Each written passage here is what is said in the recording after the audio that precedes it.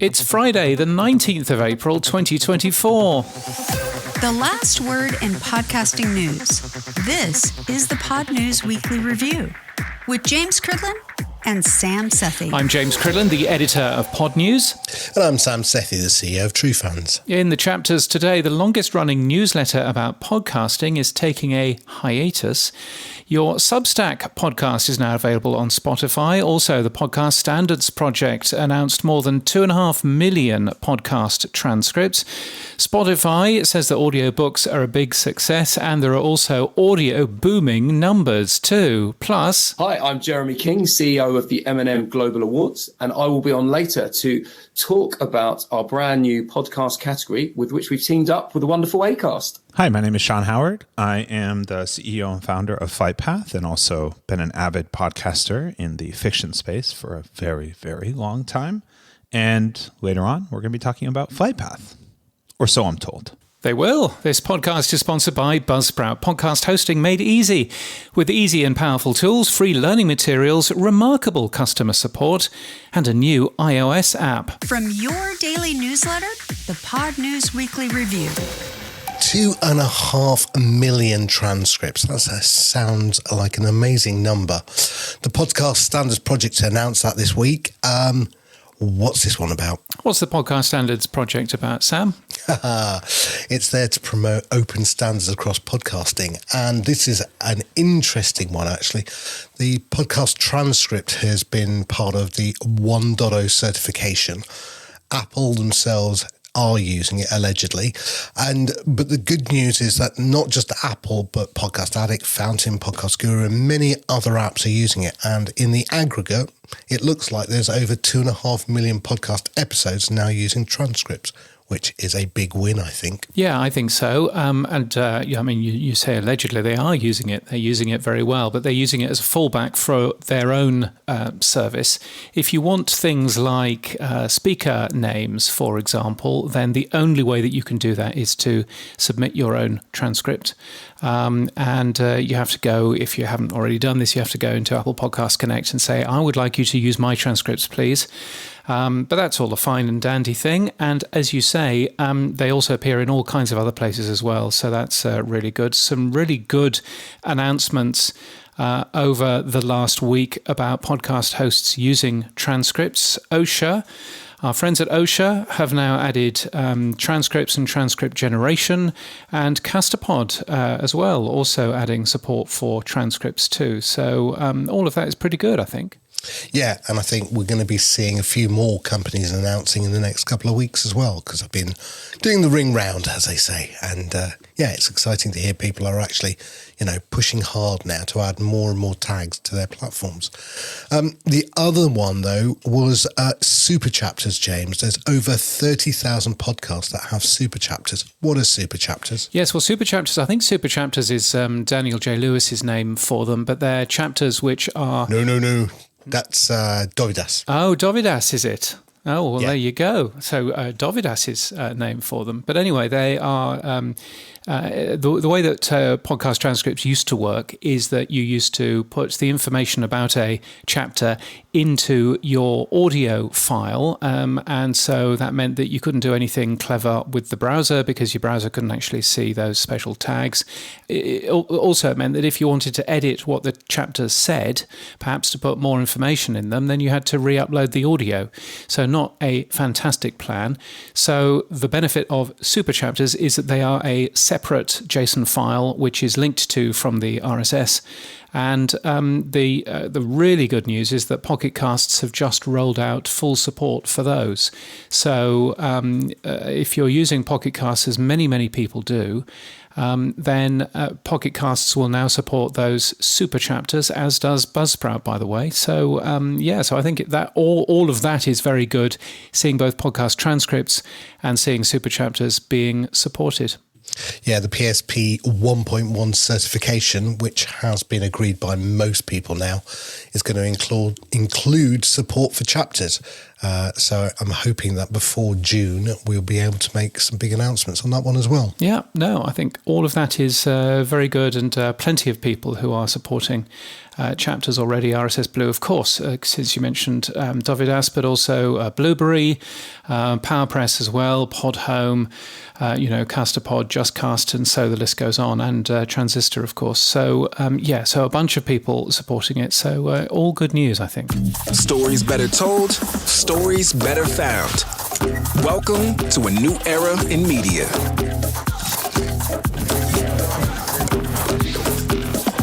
PAVE. Podcast founder Max Cutler has announced the launch of a new media company called PAVE Studios. They say that they are positioned across video, audio, books, and entertainment.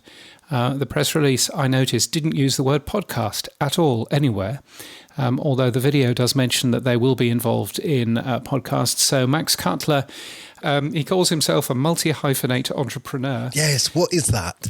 It basically means that you've got lots of, you're a writer, editor, coder, all of the hyphens in between there. That's what multi-hyphenate means. Okay.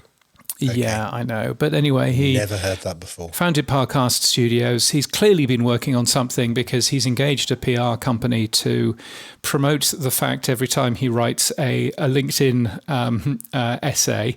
Then weirdly, I was getting emails from somebody at a PR company saying, you might want to know that Max Cutler, the founder of Parcast, has just posted something on LinkedIn. Oh, I want one of those.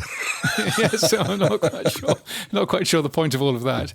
But anyway, so this is another one of these large companies that think that they've got a plan very similar to the conversation with Stephen Bartlett last week or the week before. PAVE Studios is apparently paving the way, see what they did there, for a new era in media. They are wanting to, if I can quote from the press release, create fandoms through written audio and video content. Yes. So anyway, so that's what PAVE Studios is doing. I'm not quite sure, frankly, what PAVE Studios is doing, but they seem to have, signed up a bunch of people. So that all seems good. The thing that did jump out at me was the fact that, okay, they didn't mention podcasts, but they did talk about audio books and they did talk about other forms of content. I'm assuming that's all in RSS. And I think that's the only thing that I thought was quite interesting about the whole story, because I'm hoping more hosts will jump on board to support the medium tag and then start to support medium equals music, medium equals film, courses, audiobooks, etc. Because that's really where I think RSS has to go. We have to broaden beyond. Yes, podcasting is going to be 80-90% of RSS. That's not going to change. But I think there is an opportunity to extend the reach of podcasting or RSS with more medium tag support. But so far, I have to say, James, not a lot of interest from hosts. No, and I think this is going to be a chicken and an egg thing of, are there enough podcast players that are decent enough that are dealing with this stuff? And can you also see a business plan there? The business plan around an audiobook is really easy. You pay for the audiobook and then you can listen to it. There's no business plan necessarily for the whole value for value concept, although, clearly you would argue, well, there absolutely is, but it's a very different business plan that needs a lot more convincing than going in and buying something. So I suspect that, it'll be slow. I think you're possibly assuming too much that all of this will be done at the end of an RSS feed. I think this is probably a little bit closer to the kind of standard thing that a talent agency would have done in the past, looking after a bunch of, creators, helping them develop original content, but original content across a whole range of different things. It does seem that the word community is the thing that they are most keen about. So talking about video, books, live experiences, merchandise, all of that kind of thing. So I'm not sure necessarily that it'll all be done through RSS. And heavens, an ex senior manager of Spotify doesn't bode well in terms of what he thinks about RSS anyway. Yes, open standards. Anyway, moving on then. HotPod, one of the longest running newsletters about podcasting, is suspending publication. The leading reporter, Ariel Shapiro, has announced that her last week with its owner, The Verge, will be next week. I assume that's this week. What's this one about, James? Yes, I mean, HotPod has been going for years. It's been going since 2014. Nick Quire used to write it. And then it was sold to The Verge, or to Vox Media that owns The Verge. And Ashley Carman then wrote for it for a long time. Ariel Shapiro has been writing for it for the last few years, 3 or 4 years or so. And so she is finishing up with The Verge, and it looks as if, well, Jake Kastrenakis, who is the deputy editor of The Verge, said something like, "We won't have a new writer in place, so we're planning to put HotPod on hiatus while we figure out next steps." But I'll tell you one of those next steps, that has been to refund every single paid subscriber to HotPod. All of those people have got their money back. That's not necessarily something that I would expect a company which is on hiatus working out next steps to have done. And they've clearly, from my reading of that, they've clearly said, well, we're not going to run this particular service, or if we are going to run it, it's just going to be it's just going to be a free service rather than a paid for service. Don't they do a really big New York live event every year as well? Well, it looks as if they do, but no, it's the really big New York event is On Air Fest, which is a big event that is run every single year by a different company. Nick Quire was kind of signed up as one of the original, people who would host a day and make that day a bit more of a business day. And obviously, Ariel Shapiro has been looking after that for the last couple of years. On Airfest continues, but the question is, of course, what will happen to the HotPod Summit, which was the name of the thing. I don't know. I mean, I think that the Pod News Summit has a certain ring to it, but perhaps I should get in touch with the folk at the organisation. And what, before announcing it? Yes, and see whether or not they have a different plan, which I would rather suspect that they do. Yes, so it wasn't their event, but it was one of those events where they lent their name to it, and I think you can see real benefit, in doing that. Oh, well, watch this space. Now, Audio Boom is booming, it seems. It's Q1 24 financial results. The figures show an 11% increase in growth, and they see an increased continued growth for their EBITDA profit. James, sounds all very good from Audio Boom. They've always had some good numbers, even though they had a big dip in the middle of 23, I think. But they recovered for Christmas 23. It looks like they're really growing now again. So, so the figures that are in their release are, of course, very, very positive. 11% year-on-year growth in revenue, continued EBITDA profit, although they're not actually making what I would call real profit, but they're making EBITDA profit, and revenue per 1,000 listens, which is a very interesting number. That number 5 years ago was $23. So for every 1,000 listens, they were earning $23 in revenue. Now they're earning almost twice that. Well, more than twice that, $52.17. For all of the talk of advertising not working, well, this company seems to have doubled the amount of money that they're making from podcast advertising within 5 years. So I think that there's some pretty good numbers, really. Maybe we need to get them on and find out what their secret sauce is. But yes, congratulations to Audio Boom. Maybe we should. Now, FlightPath, not a company I've heard a lot about, James, so tell me more. Yes, well, so this is an advertising software company. And in case you're wondering, a flight is the name advertisers give to individual campaigns that they run. FlightPath is a really clever piece of software, and one of the reasons why I was interested in it is that they spotted the Apple iOS 17 changes pretty much as soon as they happened. And so they were able to actually cut any particular pain that publishers using FlightPath would have had, because they were able to actually spot that. I thought I would learn a little bit more, so I spoke to the CEO, Sean Howard, all the way from sunny Canada, and I asked him, what is FlightPath? FlightPath is the predictive analytics platform for the podcasting space. So if you were in the enterprise business world, you would know of SAS or IBM Watson or a few other predictive analytics tools. And there's really nothing like that in the podcasting space for publishers that are looking to scale and want to identify opportunities to grow their business, sell more inventory, leave less unsold inventory on the table, free up their ad ops team to focus on improving customer service instead of putting out fires all the time. So where did the idea come from? Was this an internal tool that you ended up building a while back? So I was a buyer in the space, buying podcast ads for podcasts, working with Dan Meisner. I was running Fable and Folly, which is one of the larger independent fiction publishers.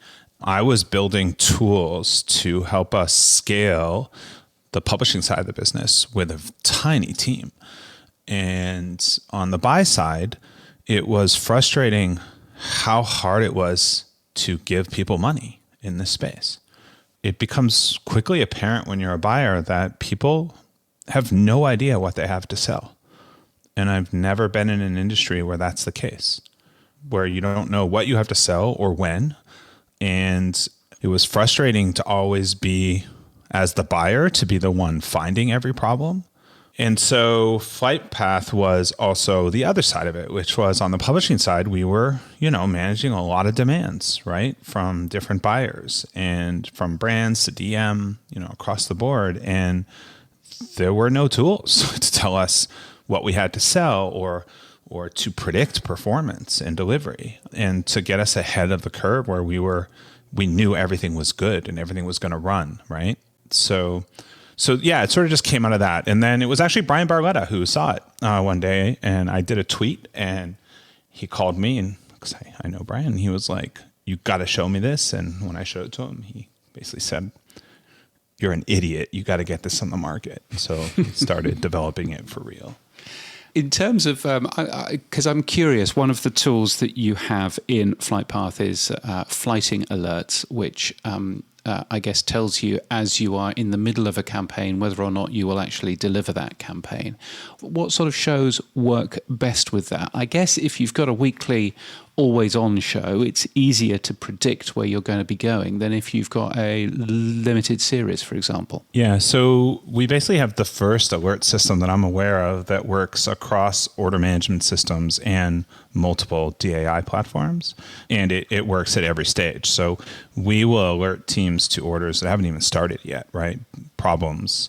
But to answer your question, it's a really good one. We started developing our algorithms working with fiction, which was, there's nothing always on, very little that's always on. It's all seasonal, right? It's the dates are always shifting for launch. So there are nice things about like an always on show, but there's challenges to that as well, right? How do you identify a sudden spike of tire kickers from actual continuing listeners?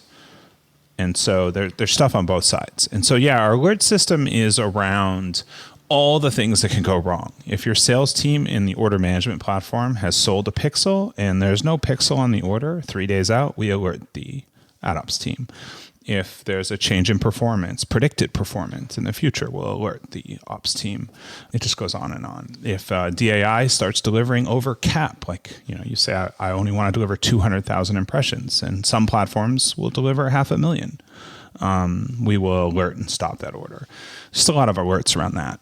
I'm guessing your tool must have spotted the changes in Apple Podcasts that happened towards the end of last year. And I'm guessing that your tools were one of the first sort of, your customers actually realized that there was something odd going on here. We were one of the 4 companies that were at the table discovering that. We spent our time basically determining the exposure of every one of our clients. Yeah, our tool was critical in being able to pace that down as it was happening, because once we all were like, this is happening, but for the longest time, Apple was saying, we're not going to do anything, right? We're not going to change anything.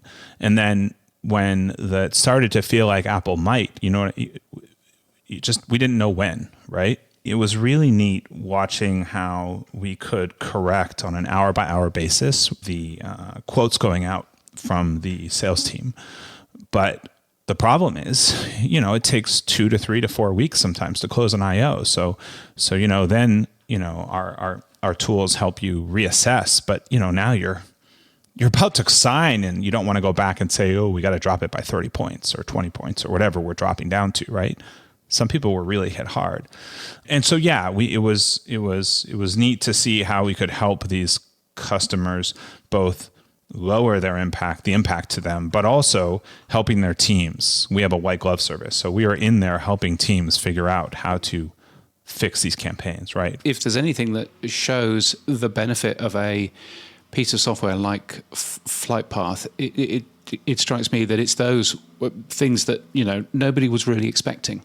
And all of a sudden, you were able to catch that quite early and really help people. I think coming out of it, it was neat. Not neat. It was horrible. It was a horrifying experience for everyone, right? But from a math and data science point of view, it's fascinating to see the shape of that curve and realize that it's very similar to another black swan event that we have in our data set, and not quite as extreme.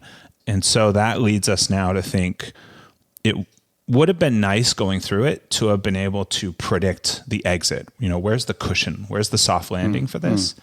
And so it was really, I guess the silver lining is I think it's possible for us in a future event to add another level, which is to give that idea of this is going to be over in December.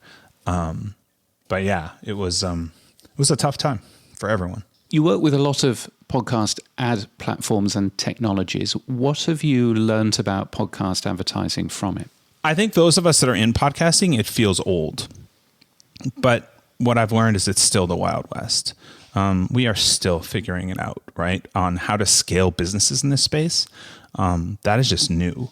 We've saw a flurry of consolidations or shows being bought. We've seen a lot of experiments, but I think the idea of a few people who met in their kitchen and started a show and pulled a few shows together and built a network, they're now running multi-million-dollar publishing businesses, right? And so those amazing content creators now looking to scale and grow from podcasting into other places is really neat. And I think that's still early. Yeah, you make a great point. I mean, the entire industry is only 20 years old. I don't know quite how old DAI is. Less than that in podcasting. Yeah, most definitely. Definitely. So I think it is still a new thing for most people. Are the mistakes that people are making that you see time and time again that your software can help with? Yeah. We all have to stop pacing on actuals. Our whole industry is built on pace on actuals, right? So there is no predictive, right, in our space that you can trust. And so every company is paying their teams, and it gets worse as they scale, to basically copy and paste data every day into Excel spreadsheets, in a crazy number of Excel spreadsheets, all around trying to pace on actuals, meaning, you divide the length of the run, it's 30 days, and, you just divide by how much, you've done versus how much you left, and you try to hedge it, you're trying to do all these things. But it basically, everyone is spending all their time basically monitoring spreadsheets and not the business. If those are the tools you have, right, then those are the tools that your team has learned to be successful with. And they have. I have seen some epic solutions out there, right? Just hodgepodge together at all levels. But I think when we start to see these companies invest in tools and software for the business and predictive, we start to see this amazing opportunity to free those people up to delivering a level of service that's unmatched, right? Like actually being responsive, actually finding problems and contacting buyers months before their campaign starts to fix something. Like that's unheard of in our industry. And it's not in other industries. And so but that idea of investing in the business and buying enterprise software is also alien, right? To many of us in this space, myself included originally. So I think it's that if there's anything, it's like, at what point do we realize this is a really good business and I can scale this? And what tools do I need to do that? Something really amazing happens when we start to move into the world, away from pace on actuals into predictive, where your teams can start to be working on June, July, and you can start to look at campaign performance rolled up in the future. And you can actually start to look at your year in a financial model. Not like in most QuickBooks or software where it's like year to date compared to last year, right? Like you can actually look at your full year of everything booked and be like, how are we pacing, right, as a company in our projected financial performance this year? And what's that look like now? And that's a really fun corner to watch clients take, right? That change in mindset and what that opens up for a business. Because I think one thing that really annoys me is that, and you don't see it too, like it doesn't happen anywhere like around you or any of your publications, but there's still this belief, I think, in the larger media world that podcasting is a backwater or young or, hasn't figured itself out yet. And that there aren't real businesses, you know what I mean, there. And that is not true. There is, as you and I know, there's such diversity and amazing new voices and content and amazing companies coming out of this space. But we're young, right? And we're still finding our way. And I think I'm so fascinated to see what happens when instead of, TV and film trying to come into podcasting, it's podcasting moving into those realms, right? As these kinds of companies stepping forward and saying, we have an audience. We know what that audience wants more than other people do. Where can people go to find out more, Sean? They can go to FlightPath.fm. I used to have a Twitter, but I sort of walked away from that. Yeah.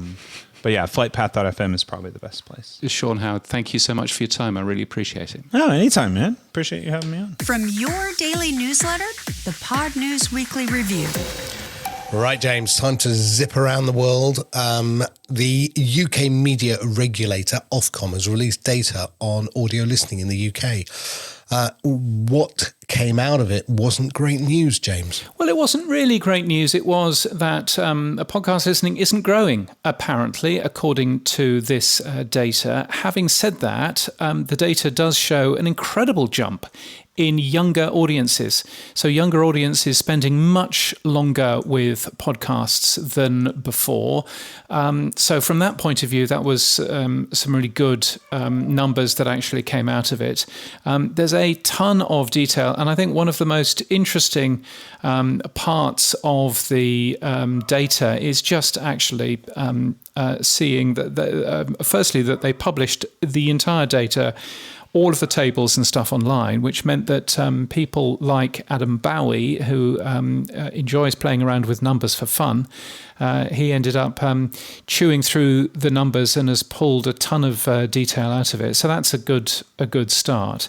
But also, just having a look at some of the data. The most popular podcast genres in the UK: entertainment, followed by news and current affairs, followed by comedy. Talking about exciting data, the IAB released their IAB Internet Advertising Revenue Report. Internet audio is doing better than the whole of the internet. In that, internet ad revenue grew 7%. Internet audio grew 19%. It's $7.2 billion, which is, from memory, something like 3% of all of internet ad revenue. So it's still quite small. But we'll learn the actual podcast revenue numbers on May the 9th, because internet audio, of course, is a little bit more than just podcasting. And staying down under with you, James, the Australian podcast ranker for March was released. What happened? Yes, so Hamish and Andy is back to number one. Amazing what happens when you release a show, which is what they were actually doing. They hadn't released anything for January or for February. Their first show was actually released on February the 28th. So surprise, surprise, in March, Hamish and Andy returning to number one. One thing I did spot is that the show used to use very bad titles. Hamish and Andy, 2023, episode 240. Useless title. So now they're using titles like The Amazing Hat Prank, which is much better. So well done them.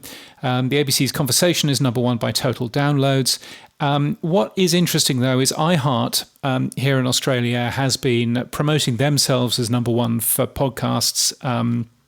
They're number one in one of the rankings, and I can't quite remember which, because frankly, I don't care. But anyway, one of the interesting things that's going on here is that ARN is buying SCA. So ARN owns the iHeart brand here. SCA is their competitor. They own the Listener brand here. But what an analyst from Morgan Stanley is saying is that ARN would basically jump away from iHeart, close that app, and use the Listener app instead. So the Listener app will be a pretty big app in this particular country. So which is interesting to see. Never use a listening app. So who's Hamish and Andy? Yeah. I probably should find out. They do a very good show. It's worth a listen to the Hamish and Andy podcast, if only because it sounds like a radio show, and that's because it used to be a radio show, but it isn't anymore. But there's an awful lot of user participation all the way through. Right. There's telephone calls. There's they have listeners in. All of that listener participation happens all the way through, and it's really unusual for a podcast, which is normally much less so. So it's worth a listen. Okay. Moving on, events and awards. Quill was one of the winners of the Canadian Business Innovation Awards 2024. Congratulations to Fatima and her team for that. The winners of the Spanish language Global Podcast Ondas Awards 2024 were announced as well, as have the New York Festivals Radio Awards. They've also announced the winners. 23 gold winners and bloodlines from CBC and the BBC won a grand award there. There's a shortlist that's been announced, hasn't there? Yeah, the shortlist for the Publisher Podcast Awards has been announced. The winners will be announced on June the 12th in London. And a good idea, each award category has a playlist to listen to the nominations. So you're going to be putting out an OPML list, James, are you? I will. I put out OPML lists of winners, not shortlists. But I really liked the idea that they've actually bothered to produce a complete playlist of each award category. So you can have a listen to the shortlists. The short lists there. There is also the Publisher Podcast Summit, which is happening that day as well in June. I'm so glad you said that. Yes, it's easy to say, isn't it? There is also the UK Audio Network, which is, I believe, what UKAN stand for. They have announced that they've got some audio awards as well. There are some categories in there, including Podcast Producer of the Year and Podcast Host of the Year and that sort of thing. And the Festival of Media, M&M Global Awards, Chocolate Awards. That Chocolate Awards, exactly. That was the only reason I was excited about it. No, we got contacted by Acast to alert us to this new award. It's not a new award. The M&M Global Awards have been around for a while, but they've added podcasting as a new category now to the awards, and Acast have sponsored it. So I got on the blower to Jeremy King, the CEO of the Global M&M Festival, and spoke to Lizzy Pollott as well from Acast to tell us more about what the M&M Global Awards are about. They are a awards program that was set up 35 years ago to celebrate initially the best international media campaigns on the planet. So any kind of advertising, communications or media strategy that was implemented for brands ranging from automotive to FMCG to retail to finance, etc. So just to kind of celebrate and showcase the amazing work that happens in the global media space. So how did you get involved? Basically, we bought the M&M Global Awards into our portfolio of awards. We run another company called Festival of Media, and we decided that it was an old heritage brand. It was a typical B2B awards program that had come out of B2B magazine. And we decided that the magazine disappeared. So we thought we'll buy the awards program. So we bought the awards program in 2009 and have been running it since then. And it's got a lot of old supporters, and it's starting to gain a new audience now, which is one of the reasons why we are creating new categories each year to ensure we showcase the work that brands are doing in the media space. That sounds really cool. Now, obviously, this is a show about podcasting. So why are we talking about this awards when it sounds like generically it's a media awards? Why are we talking about it on a podcasting show? Because each year when we are launching our awards programs, we speak to the industry to ensure that our categories represent what is happening within their campaigns. And one of the key findings that popped out this year was all around podcasts and how podcasts are being used as a driver or a focal point of a marketing and media strategy. So we thought, let's create a new category. And M&M, although it's old, is also always up for change and transformation. So we felt this was the best program in our portfolio to include a podcast category. LP, I guess that's where you and Acast come in. How were you approached and why have you got involved with this M&M Global Festival? Well, I mean, why have I got involved first is because we want to celebrate and champion anything that raises a profile of podcast advertising. And as we all know, podcast advertising is growing exponentially. More and more advertisers are using podcasts in unique and clever and creative ways to reach their target audiences. But we still know, all of us know, that podcasting is still massively underinvested in when it comes to advertising spend. And we want to change that. So the minute Jeremy approached us, and I've worked in the advertising industry in the UK for nearly 20 years. I know you can't believe it to look at me. And so I've been a close follower of the M&M's work in general and the global awards. And so it was obviously a no-brainer for us as Acast to get involved as soon as Jeremy got in touch with us. So yeah, looking forward to seeing how it evolves, the entries, and how we can celebrate all the effectiveness that podcast advertising brings. She's such a professional. I'll use the word entries then to ask Jeremy, when are the entries? Yes, so we are now open for entries. We opened last week and we work in 3 tiers. The idea is to encourage people to hit deadlines, but inevitably everyone leaves their work to the last minute. So if you are on the ball and you want to enter early and take advantage of a discounted price, then you can enter by Thursday, the 25th of April. If you miss that deadline, you can enter by the 16th of May. And then there is no discount if you enter on the extended deadline, which is Thursday, the 13th of June. Okay, so let's talk about the price for entry. What is the cost for entering the awards? Yes, so it's £390 for an early bird entry, £425 for a standard, and £475 if you come to the extended deadline. Okay, and who's judging the awards? So, yes, good question. Very good question. So the judges, 75 to 85% of the judges will be global brands. So those who are in the marketing and media space, senior global execs from anywhere from, I think we've got Unilever, P&G, Philips, Samsung, Bayer, and Volvo signed up as part of the jury so far. We then have someone represented from each of the media agency networks, and then we'll have a smattering of independent agencies and maybe 1 or 2 media owners involved as well. So, Lizzie, I assume you're going to be one of the judges as well. I guess you would be. I hope so. Or it's massively awkward if you say that now and Jeremy says, nah. Yes. Yeah, well, I thought I'd show... Yeah, I thought I'd throw that in just to make sure Jeremy couldn't say no as it's live. But is the podcast category a single category entry, or will there be subdivisions within that category? Because, I mean, podcasting is such a generic form. I mean, that to lump everything in one bag might be a little bit big. Here's an exclusive for you, which I haven't even spoke to Lizzie about yet. But this year, it will be one single category to enter. But the idea is to see what work comes in this year and what work's being done. And then hopefully we can then split that out into subsectors and potentially create a podcast awards program, which is something we've done similarly with our Cause Campaign Awards program. We had a lot of marketing campaigns coming in for our cause category, so many, in fact, and it was so wide that we had to create a whole program for it to ensure that it didn't kind of mess with the rest of the categories. When will the awards take place and where?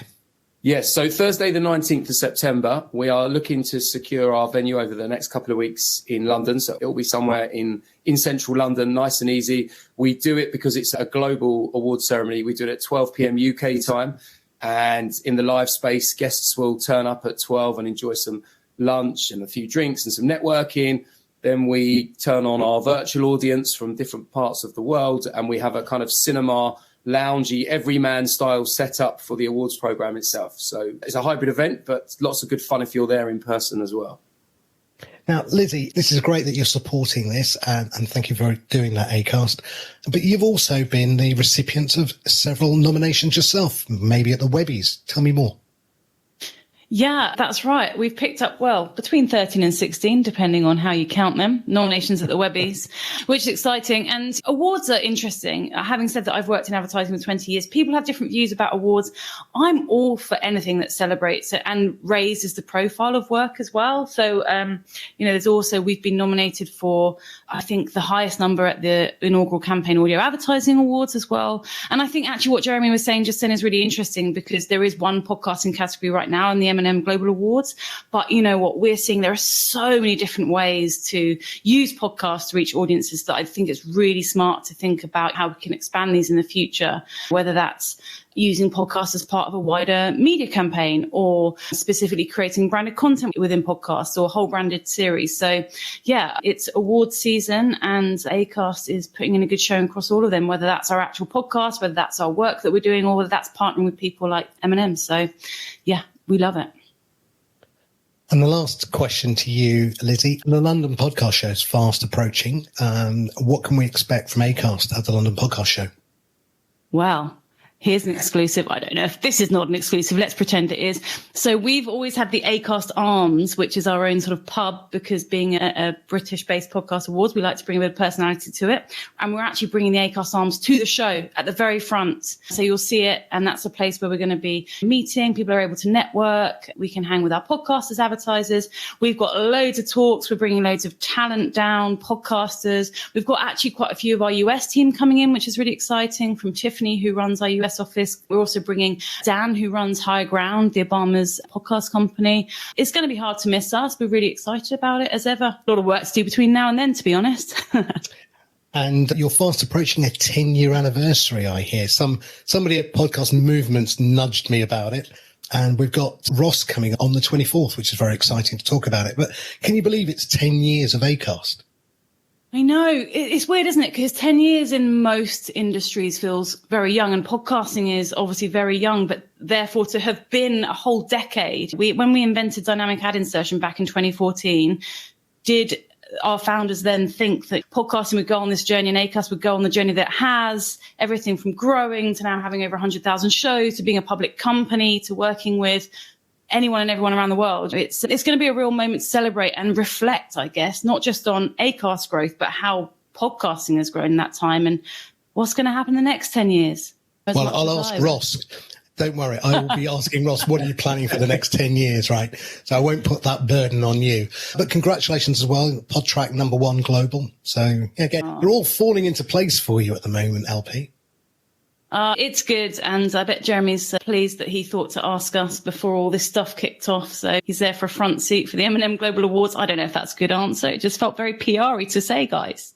No, I liked it. I'm very much looking forward to the podcast show. Our office, Stam, is actually in the same building as the podcast show, so we'll be there. We do a drinks the night before the show kicks off. I'll add you to the list. Thank you. Now, before we all go and celebrate something like the weekend, again, Jeremy, first of all, where's the website? Where can people find more about these awards? How can they submit their entries?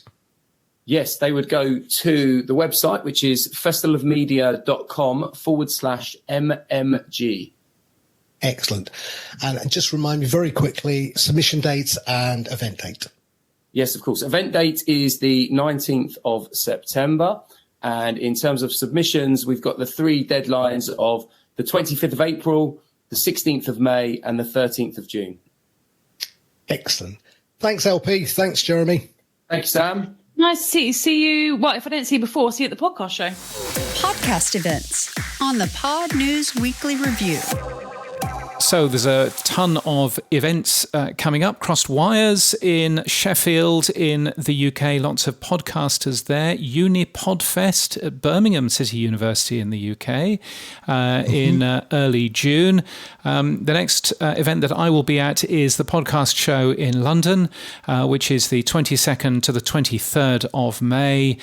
You can watch this show going out live towards the end of that. You can watch me doing an opening keynote right at the beginning of that.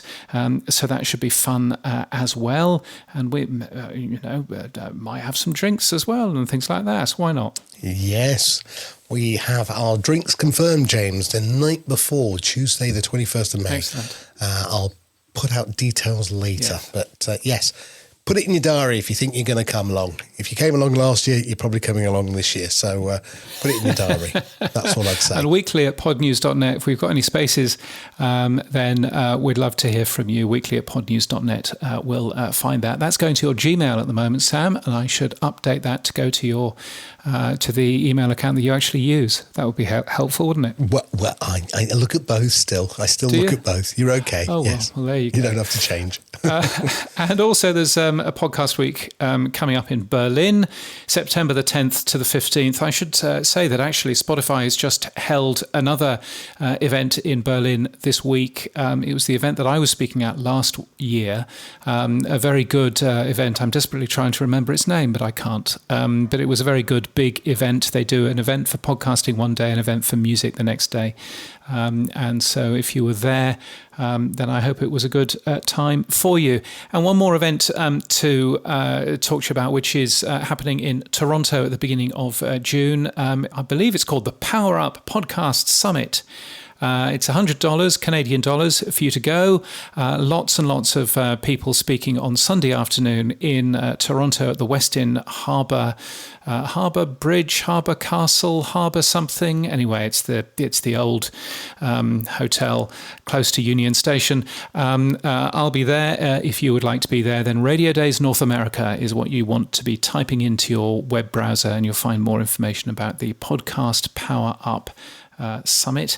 And there are more events, both paid for and free, at Pod News.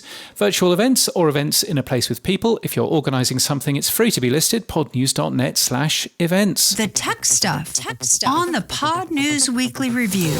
Yes, it's the stuff you'll find every Monday in the Pod News newsletter. Here's where Sam talks technology. What have you got for us this week, Sam? I was on as a guest on Mark Asquith's show called In and Around Podcasting. And of course, I said podcast apps are struggling because nobody pays for them, and probably you're going to see a few of them fail. And then you go and put out, don't you? You just had to put it out there.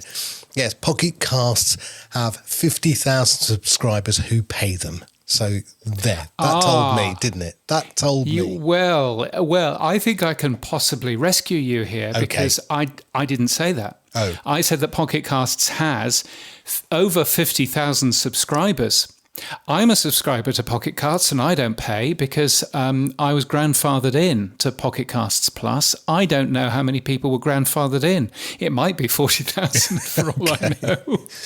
So my suspicion, and I'm just being slightly rude here, but my suspicion is, yes, they've got 50,000 subscribers to Pocket Casts Plus, but I don't think all 50,000 of them pay. Right. Even so, it's a really nice number, isn't it? It is. And and I did get agreement from them that I could actually mention that. They also wanted me to say, but a little bit too late, that there's 50% off in most countries at the moment. So if you want to get a Pocket Casts subscription, then go for it.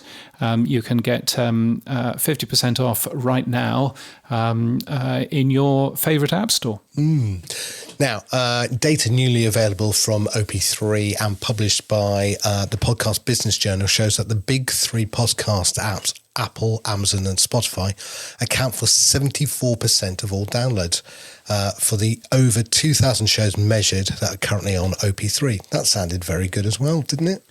74%. Well, yeah, it's actually gone up now. It's 76% is the current figure. It's updated daily, and so therefore it'll change every single day. It'll probably have changed again by the time that you, dear listener, go and have a look at it. podcastbusinessjournal.com/data. Now, I think that might be a little bit high, given the data that we've seen from Buzzsprout, from other podcast hosts. And John Spurlock is very keen. He says there are about 2,000 podcasts being measured by OP3. He's very keen that you don't look at it for an overall view of the entire industry, but I'm going to do that anyway. and I think extrapolate. Well, it makes the point, I think, from my point of view, it makes the point that basically those three big apps, I mean, to be fair, those two big apps, Spotify and Apple Podcasts, are still so large, and anything that we want to do, it's important to at least think what happens if we can't get Spotify and Apple Podcasts doing that as well, because that's just those two, Spotify and Apple Podcasts, are more than 75% of all downloads right now. And, 1.27%, by the way, for Google Podcasts, 1.17% for Amazon Music. And this is over the last 30 days. So does YouTube get a mention in there at all? YouTube does, but of course YouTube is different because YouTube mostly is playing its own videos and so therefore isn't listed in the same way. YouTube Music will be listed in here because YouTube Music also plays RSS feeds. It is number 32 in the list at 0.13%. But then, most of the playbacks from YouTube Music are actually going to be directly YouTube videos anyway. So I'm not quite sure how much we can, look into that. But there's a bunch of data, but I think it's just interesting keeping an eye on this data and reminding ourselves that everybody jumps up and down and says we don't have accurate minute-by-minute stats for podcast listening. Well, we do for 75% of all podcast listening because both Spotify and Apple Podcasts will give you that data. If you're wanting demographics data, it might be skewed, but 45% of all of your downloads have demographics data there because 45% of all of your downloads are coming through Spotify. So actually, we've got an awful lot of this data anyway, and I wonder how much we are flailing ourselves saying that we don't have good enough stats when we have minute-by-minute data for both Apple Podcasts and for Spotify, and therefore for 75% of all downloads out there. So perhaps we should stop thinking about that and start, focusing on other things that matter a little bit more. Indeed. One of the things that jumped out at me was Castbox is the biggest independent podcast app at number 4, which was quite surprising. Yes. Well, and there's whatever app is still using Apple Core Media, and that's something that at some point it would be lovely to get rid of all of those Apple Core Medias because they are still 2.7%. But yes, Castbox, the biggest independent at number 4, 2.23% currently, and Overcast at number 5, 2.17%, and our friends at Pocket Cast at number 6 with just about 2%. So there's an awful lot of fighting for the long tail there. Now, question for you, James: should apps have a paid service? I mean, is Pocket Cast proving that there is a market for subscriptions for podcast apps? Well, I mean, Overcast also has a paid-for service as well, as does Podcast Addict. I'm not so sure about Castbox. I've not used it, and I can't remember whether or not it does. But, you know, a developer needs to eat at some point, and whether or not you put adverts in the app, as Podcast Addict does a little bit, or whether or not you do something else like, you know, Fountain or Podverse of sharing a little bit of the support which is sent. But developers do need to eat. So, you know, however you end up paying for it would be an interesting plan. Obviously, you've got open tools like AntennaPod, number 14 in this list, which is a complete open source tool that anybody can download and use on Android. But yeah, I mean, I think we need to work out how these apps end up earning their money. Because I think that's, you know, obviously an important thing. One of the things I've started to talk about is podcasting being a second-class digital citizen to music and films and books, because the expectation on the user is that they will pay for music, films and books, Netflix or Audible or Spotify, but there isn't an expectation that they will pay for podcasting. I wonder whether Apple making their app free and making podcasting free is the reason. Could Apple suddenly turn on you have to pay 99 cents for a podcast like they did with music? Could that change the model so that apps themselves could actually then change the model? Because we're strapped by the very fact that you can't change it, because everyone will go, oh, well, I'll just use Apple then. Because there's always a free version somewhere else to use. Is Apple the reason why we can't actually charge for podcasting? Well, I mean, you know, I don't know. I would say on the other side, Apple have made it very easy for you to charge for a podcast as a creator if you want to. Apple clearly keeps a chunk of that, nearly a third of that money. So that's Apple's business model. They're not giving that product away for free. I mean, you also have to buy an Apple phone as well. Zach will be proud of me. Did you notice I just called it an Apple phone there? Yes, and not a toy phone. Yeah. Your Google fandom is slipping. Yeah, he'll be proud of me for that. So I don't know. I mean, I think there is always something there for a completely free app like AntennaPod, which has no advertising in it, which is not there to do anything other than just be a good app. But I think it's also absolutely fair for all of these services, whether it's Spotify, which of course is also free if you want to use it that way. You know, I think that's absolutely fine too. And I think it would absolutely harm the industry if we were to start putting paywalls in front of podcasts. Yeah, but maybe remove the ads. Anyway, let's move on. We'll never make that decision here right now. Pocket Cast, we talked about it briefly, 7.61, which launched on Android and iOS with super chapters. But the other thing that was announced was they've moved to Podping rather than a web sub. Oh, have they? I didn't even know that. Where has this information come from? It comes from Ellie directly, actually. So, yes, the Podping support already live on our server. Well, there you go. There's a thing. I had no idea. I'm imagining that they're still using WebSub under the hood as well, but they are supporting both WebSub and Podping as signals, which makes perfect sense. Well, there you go.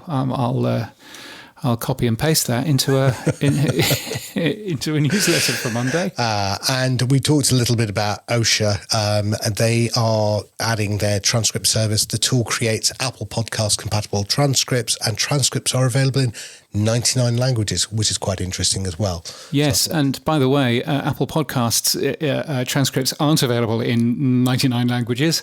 So therefore, obviously the question there is going to be what happens for Apple Podcasts if it sees a transcript which is available in, I don't know, Norwegian or Swedish or Scots Gaelic that it doesn't support.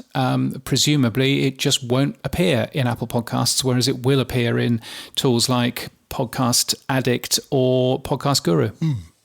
Now, Podcasting 2.0 has a new logo. Guy Martin, who produced it, congratulations.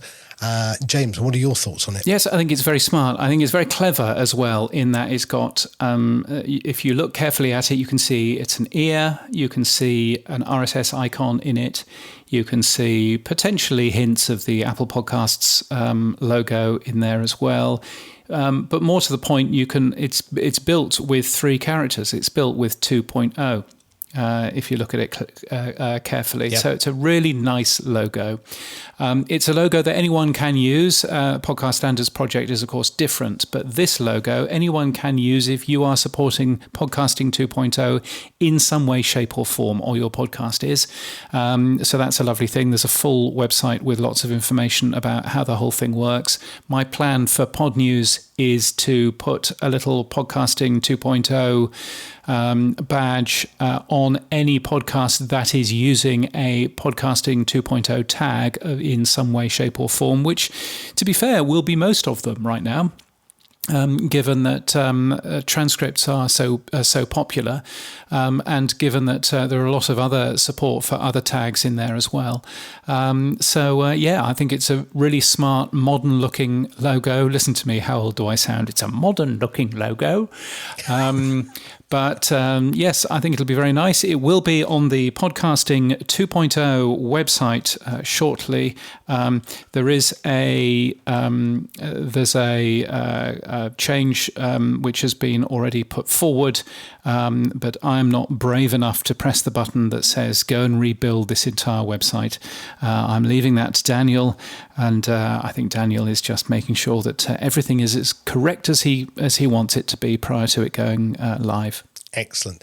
So where were you, Grandad, when the new logo came out? Well, let me tell you, children. Yes, there you go.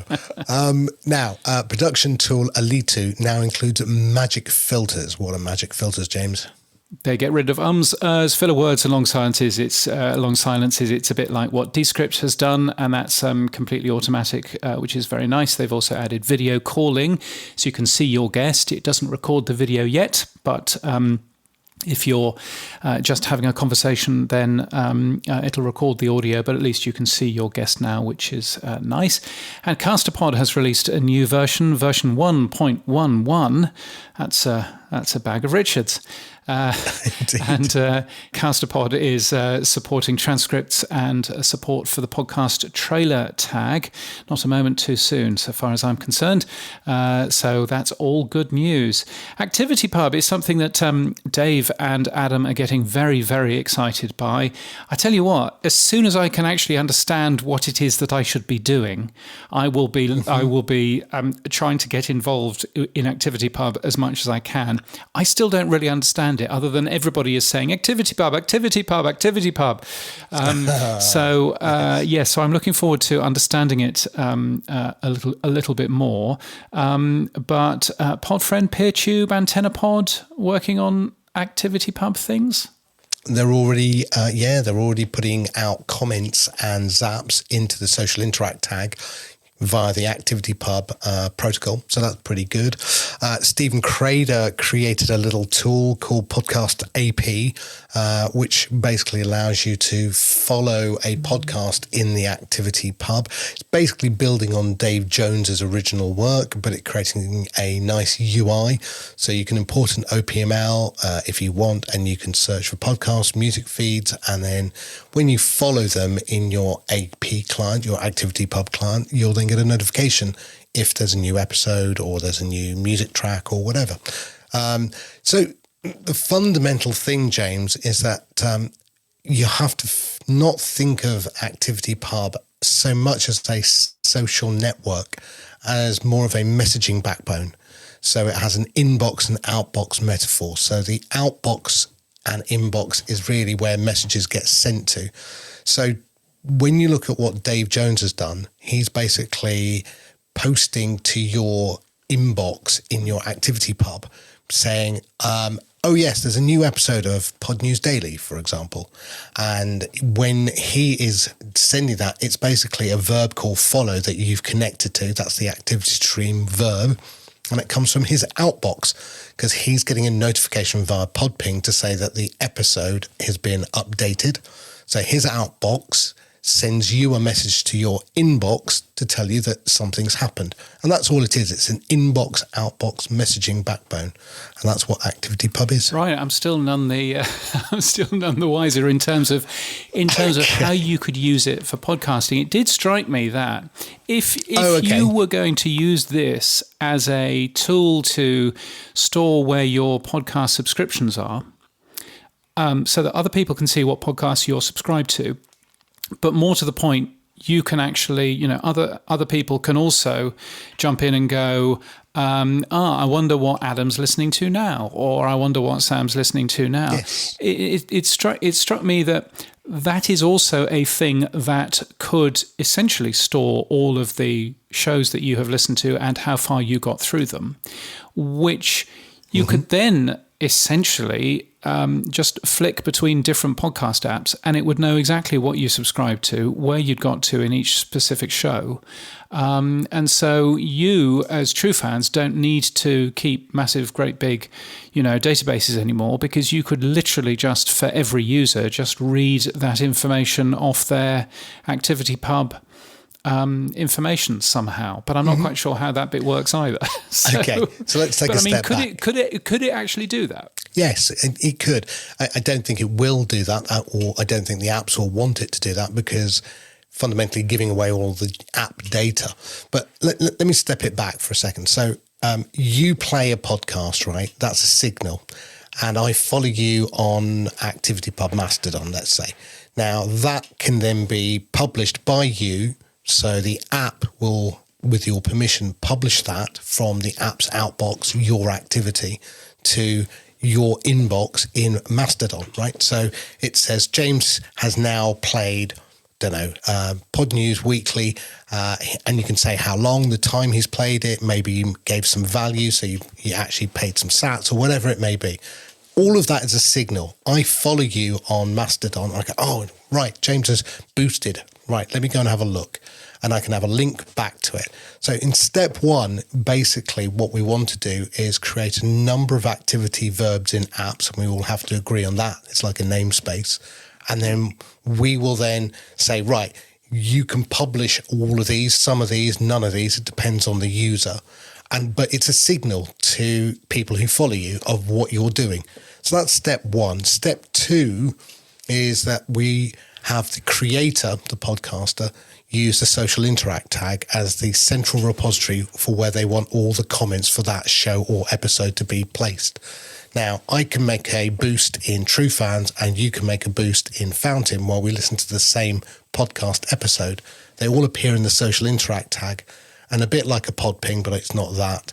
The other apps can then listen to that social interact tag location in the ActivityPub client and pull back other comments that aren't from their app, ergo cross-app comments. So there's a number of steps. The first step really is just to say, look, we want to put out a signal that says somebody's doing something in a podcast app who I follow. I'm interested in that, and therefore I might then click on a link and go and do the same thing and listen to that podcast as well. So it's a way of trying to get a signal out of apps to a social network, in effect, where I can then come back and see something. So that's what step one is, and step two then is towards cross-app comments. But it can be more. It could be ratings, it could be reviews, it could be follows, it could be many other verbs. It's not just a simple, somebody's made a comment on one app and somebody's made the same or a similar comment for that episode on another app. Yeah. Gosh. Well, there you go. It's clearly going to be a thing. As soon as anybody can, I'm really interested in following it. At the moment, my social interact tag points to my own Mastodon server and points to a post that I put there automatically every single time. But it strikes me that the ActivityPub thing that Dave has been working on is completely automatic and I mean could link to I could link to that automatically as well. So I don't really know what it is that I should be linking to. Probably my own, but who knows? No, the two are separate. One is telling you or telling people who want to follow your show that there's an update. That's a verb that I follow. So I want to know if James Cridland updates Pod News Daily and at what time, and I can jump on that. And the minute I get that signal. But the other one is when you broadcast Pod News Daily as a podcast, I can leave a comment, and that could be in your social interact tag as well. And that's all it is. So the two are separate things. Okay. Well, this is what I think. This is why it's hurting my head. So I'm looking forward to learning a little bit more. See what I can do there. Well, if you're interested, there's a full discussion going to happen on Friday night because I'm on the show with Adam and Dave. Ah, yes. Well, I will be having a listen as I trundle around the supermarket on Saturday. In that case. Okay. Now, the other couple of quick things. Happy birthday to PixelFed. It's 6 years old. And PubKit, which I think you will want to get hold of, James, is a testing tool for anyone who wants to create ActivityPub and ActivityStream services. So it's free, and it just came out yesterday. So that'll be quite interesting to play with. And I'm guessing that none of this ActivityPub stuff makes the cut, so it doesn't really matter. Moving on. Who knows? It might make the cut. Yeah, I'm not holding my breath on this one. Right, now, moving on. A side job link posted on Mastodon that you can get the RSS feed for a specific YouTube channel from a lesser-known endpoint. So I've put that in there. And also, he put in there, I've not validated the feed, but it sounds like you have. Yeah, I checked and it wasn't a fully formed feed. I don't think it's a good source for their podcast, but maybe some man-in-the-middle transformation could improve it, like James. So I think he's looking at you, James, for some saviour work to be done on that. Well, I'll tell you about that particular the particular RSS feed. So looking at it, I mean, it's not an RSS feed. So let's get that out of the way. It doesn't have an item tag in it. It's got an entry tag. It doesn't have a channel tag. It's not an RSS feed, but it is a feed, which is in XML. And that feed, which is in XML, doesn't contain the enclosure tag, so obviously you can't download the audio. One of the things it does do is it contains view numbers, which is nice. It contains ratings as well, so you can actually pull the ratings of each individual show from there. It includes the descriptions and the artwork and all that kind of stuff too, and obviously links to the actual video as well. So I mean, it's usable to an extent in terms of how it might work. Seems to be for channels only. So I'm wondering whether or not it works for a playlist rather than for a channel, because it would be rather more useful if it worked as a playlist. That said, you can't actually see the main Pod News playlist in YouTube anymore for some reason, and I don't know why. I'm sure there's a good reason for that. Yes, so I mean, it's certainly worth a peek at, but I'm not quite sure how you could use it as an RSS feed for a podcast app, because there's no media there to actually play. Right.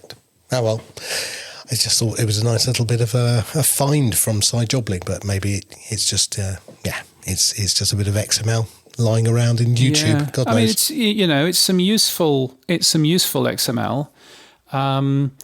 So from that point of view, that's kind of handy. I'm confused as to why the Pod News Daily isn't available in our own YouTube channel, and the Pod News Weekly Review is, but not the Pod News Daily. For some reason, that's not marked as a podcast in there, even though it is. So who knows what's going on? And frankly, does anybody care? Yes. Moving on then. Podcast app, for those who love the terminal window, that might be you, James. Tailcast is a free download using Rust. There you go. So yes, it's madness. And Odyssey is doing some clever things with AI. They've partnered with 11 labs to make them lots of synthetic voices so they don't have to pay DJs anymore. And they've partnered with a company called Super Hi-Fi, which will play all of the songs for them so they don't have to pay any music directors anymore. So hooray for Odyssey. Microphones. Tons of new microphones happening. You're very excited, I think, about the new Rode Interview Pro microphone. Well, I'm not, because I'm not going to buy one. But I like the idea because it uses the wireless GoPros. So the ones that I've got, the little square ones. If you wanted to have a handheld microphone that worked while you're roaming, this is now the new mic, and it basically pairs up with the little square Rode wireless mics. And it also, if you want, for some strange reason, if you want, you can also carry your Rodecaster Pro 2 or Duo and link a wireless mic to it as well. So I can see where it fits in the roster if somebody wants to do interviews with a mic and just hand a mic forward and not have to hand their little square wireless GoPro to someone's lapel. Then it's quite a nice little tool. Yeah, I'm sure that we will be seeing it for TV, news, cameras, and camera teams and those sorts of people. I'm sure that we'll see it on screen. It's where I can see that microphone being used. A wireless mic that also happens to record as well. Well, great. That looks like a really good plan. The other thing that they did bring out with though was some nice rigs. So for your iPhone, you can now, if you've got a magnetic case, I think the iPhone 12 Plus, so yours, James. Yes, mine does. You can attach this new Rode frame to the back, and then you can put your wireless GoPros on the back and other bits and pieces. So it looks very nice. I mean, again, it's a nice way of putting all your kit around your iPhone and being able to carry it very easily. It looks very good. You can't do that with those toy Android phones, can you? No. You've changed, James. No more Google, YouTube. Oh, you've changed. Shure have released the MV7 Plus microphone, which is much the same as the MV7 that I normally use, except it's got a USB-C connection and a fancier LED display, which is nice. And Lewitt, we covered this yesterday. Lewitt has a fancy microphone called the Ray microphone. And in case you've wondered what it sounds like this, because I'm using one right now. What it does, Sam, which is very clever, it's got two different functions on it. One of the functions is it's got a mute thing, so that if you are a little bit further away from the microphone, then instead of it sounding awful, it will just mute you completely. So you can just lean to one side and cough if you want, and it will just automatically mute. But also, I mean, the more important thing is it's got this LiDAR thing in. It's got a laser inside it. It's got a freaking laser inside it. And what it does is that it works out how far you are away from the microphone. A typical microphone will have proximity effect. And proximity effect is when you're very close to the microphone, everything all becomes sounding very bassy and very, distorted. You can tell that you're really close, to the microphone. Whereas this has got none of that, because if you're nice and close to the microphone, as I am right now, then it knows that and it applies EQ and other things to fix that. But if I was to go back, a whole arm's length away from this microphone, then what you'll notice is that it sounds a little bit more echoey because I'm in a very untreated room. But it still sounds pretty good. It's upped the volume, it's changed the EQ, it's changed the way that it works. And it, as a microphone, it's much more forgiving about how close you are to the mic or how far away you are from the mic than most microphones are.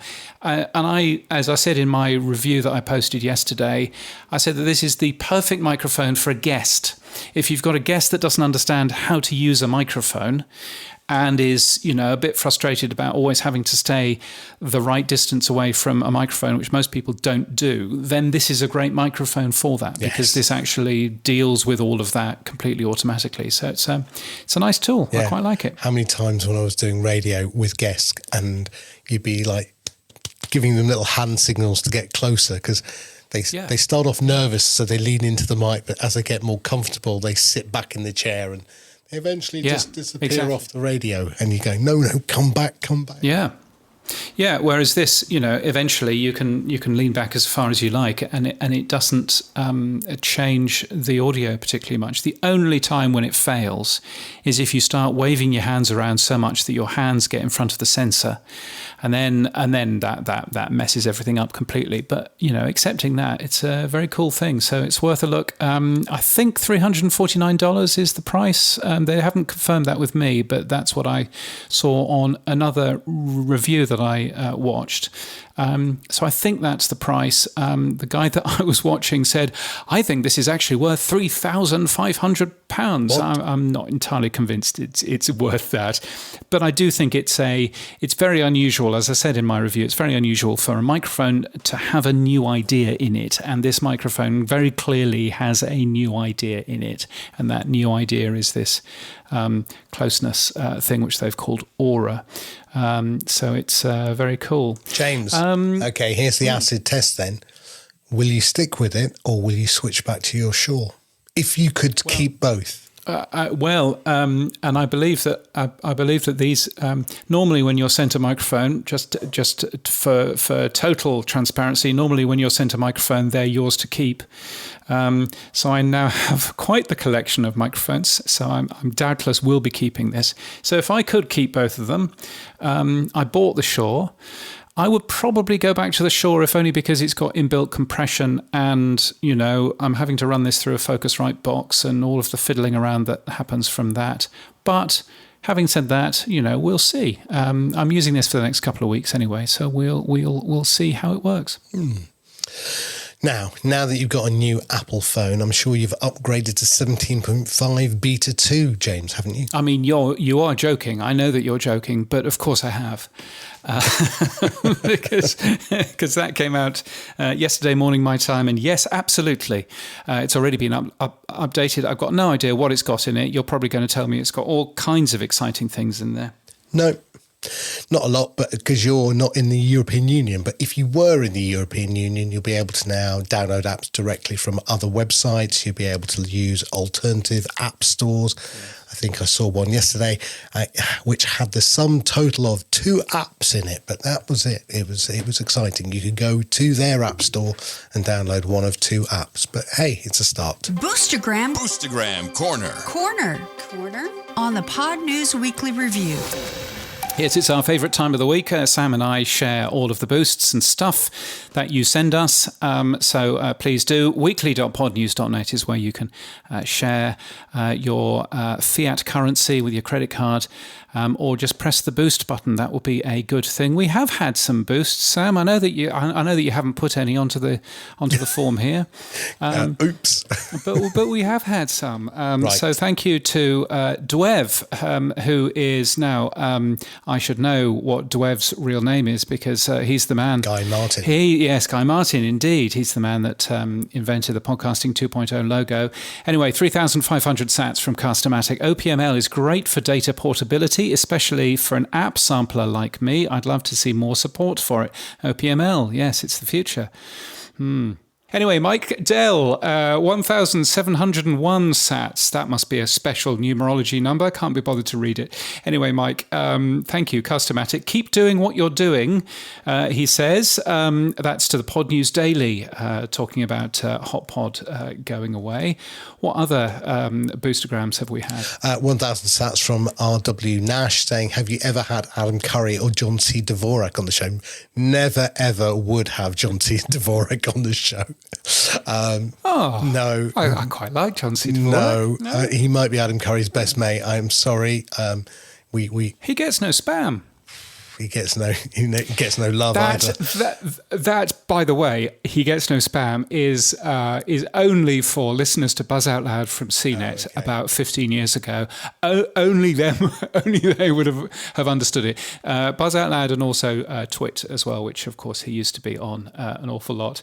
No, I would be up for having John C. Dvorak. I'm not quite sure what he would add. I look forward to your interview with John then. Yes, and obviously Adam Curry. We've had Adam on this show before, haven't we? He has an open invite at any time he wants to come on this show, so that's never a problem. It's actually asking Adam to come on the show, but yes, he has an open invite. So no, not had John, but we have had Adam.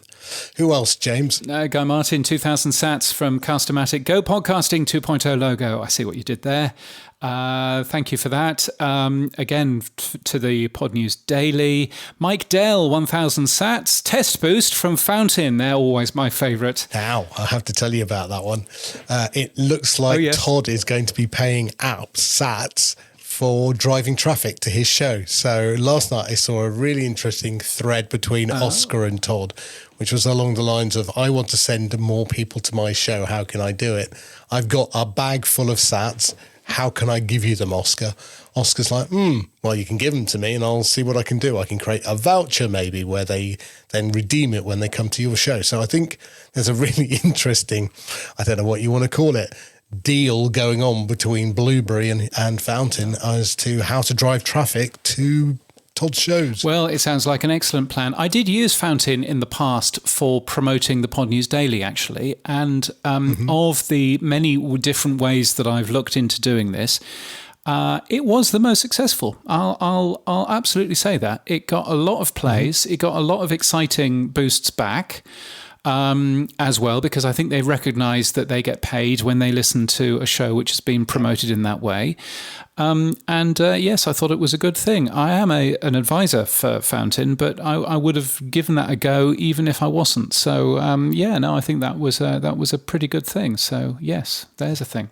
I think if you get paid, people will do it. And two more messages. Dave Jones, 5,150 sats, Customatic. Rich guy starts a podcast network, yawn, which could have been for this week's show. Oh, I was going to say. As well as last week's. We look forward to the same boost for next week, Dave, as well. Yes, exactly. And Andrew Grummett, A Row of Ducks, 2222 sats. Love the AI guest appearance. Perhaps Sam could interview them in a future episode. No, that is not going to happen. And as you may have noticed, Sam, in the middle of all of that, 6 sats from Podcasting 2.0 from the IPFS, podcast IPFS thing, giving me a 6 sat share in the Podcasting 2.0 show via IPFS podcasting. So don't knock it, James. Don't knock it. You never know. Those 6 sats in the future could be worth a lot of money. All good. I mean, the doubling, or is it the doubling, the halving, the great doubling, the great halving? The halving, yes. Yes, it's on the way. I've got no idea. So, what's happened for you this week, Sam? Just a couple of things I've been reading. So, Evan Prodamo wrote a nice post called "The Responses on to Rabble" on ActivityPub. Somebody was knocking all the things that they thought was wrong with ActivityPub, and Evan went and knocked them down. Again, have a look. It's on Evan's, I think it's on his Substack. It's on his own blog, of course, right. evanmp.me. Yes, I must read his book. Is his book out? No, September. You can read September. You can read chapters of it on O'Reilly, but not out until September. Yes. No, I should really do that. And then Evo wrote "Unlocking the Potential of Fiction" podcast, which I thought was very good. And if you love podcasts, dump Spotify. Yes. So Alex Sejong wrote that. That was quite an interesting little read. Yes, I thought it was quite an interesting read. It would have been a good read a year ago, but pretty well all of his arguments have gone away. In that he's saying that nobody at Spotify likes RSS and everything's exclusive. I mean, that was the case a year ago. It's not the case now. So, yeah, I wasn't such a fan of that article, but still, there we are. Worth a read. And then Ian Forrester from Tech Grumps had a little mention for you, James, in his podcast this week. It's a proposal for labelling if a transcript is AI generated or human checked, which I think is one of your proposals in the podcast GitHub. Yes, and I know that is a proposal that Apple are quite keen in doing as well. They want to be able to show whether or not a podcast transcript has actually had any human editing in there or not. So yes, I think that would be a good plan. So what's happened for you, James? I went to a show yesterday, which was very weird. It was a show which was put together. Basically, they played lots of little clips from big historical things on the radio over the last 100 years. And they accompanied it with music. And so they had people on stage and they were running through this video. And the people on stage were playing the music. It was very clever. And yes, very, very much enjoyed that. And I discover, when I came home after it, I discover that there's actually an album. It's a 99-track album. It's on Apple Music. And it's basically the show that we watched. And they were playing, they were just doing the album live. If you go and follow me on Mastodon, then you'll find all of the details of how that works. But that was quite fun for the audio nerd. So rather enjoyed that. Oh, and I should just mention very quickly, I was on Barry Lubret's podcast called About Podcasting. So if you want to find that one. And I was also on Mark Asquith's podcast called In and Around Podcasting. So if you fancy hearing more of me or less of me, well, I wouldn't listen to those. If you fancy hearing more, then check those out. And that's it for this week. Thank you so much to our many guests, especially Sean and Lizzie and Jeremy. You can also listen to the Pod News Daily, of course. Find that wherever you got this podcast, and subscribe to the Pod News newsletter for more of these stories and everything else, podnews.net. You can give feedback to James and I by sending the show a Boostgram. If your podcast app doesn't support Boost, then grab a new app from podcasting2.org/apps. Our music is from Studio Dragonfly. We use Clean Feed for our remote recording. Our voiceover is Sheila D, and we're hosted and sponsored by Buzzsprout. Podcast hosting made easy. Get updated every day. Subscribe to our newsletter at podnews.net. Tell your friends and grow the show. And support us. The Pod News Weekly Review will return next week. Keep listening.